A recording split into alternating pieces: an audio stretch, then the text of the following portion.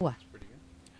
Les immigrants qui habitent dans les plus petites villes ont plus de chances de s'intégrer économiquement que ceux qui s'installent dans les grands centres, comme Toronto, Montréal et Vancouver. C'est ce que met en lumière, en tout cas, une étude de Statistique Canada qui s'étend de 1992 à 2005. Mais la réalité à Gatineau est différente, comme nous l'explique Danny Terrien. Selon l'étude de Statistique Canada, Ottawa-Gatineau intègre mieux économiquement les immigrants que les grandes villes comme Toronto. Les immigrants auraient plus de facilité à faire reconnaître leur expérience et à obtenir la parité salariale avec les autres Canadiens.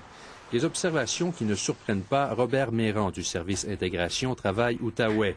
Mais selon lui, la réalité des deux côtés de la frontière est bien différente. Sur le terrain, je ne peux pas dire que Ottawa et Gatineau, c'est la même chose. Les normes ne sont pas pareilles. Il est plus facile de travailler à Ottawa qu'à Gatineau. Au Québec, l'immigration a toujours une fonction identitaire, linguistique, culturelle. On les fait venir pour ces raisons-là. Ailleurs au Canada, on fait venir les immigrants pour des raisons économiques. Daniela est venue du Brésil pour venir s'établir au Québec avec sa famille. Dentiste de profession, elle a appris le français. Mais elle n'a pas pu faire reconnaître son expérience. Résultat, elle étudie à la Cité collégiale pour devenir hygiéniste dentaire. À la Cité collégiale parce qu'elle a été refusée au cégep. D'abord, c'était vraiment ma première barrière que je ne pourrais pas pratiquer ici. D'autres, je m'y suis inscrite au cours, que j'ai reçu une lettre que je ne peux pas être acceptée.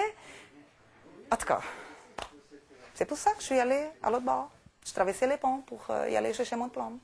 Tout ce qu'elles veulent, c'est travailler. Okay?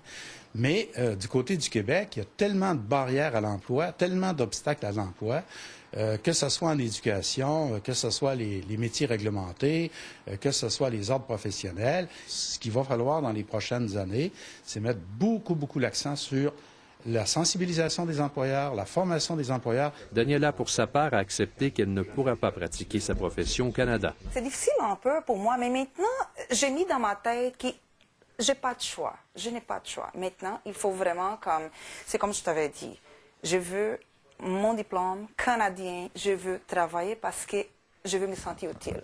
Danny Terrien, Radio-Canada, Gatineau. Plus d'une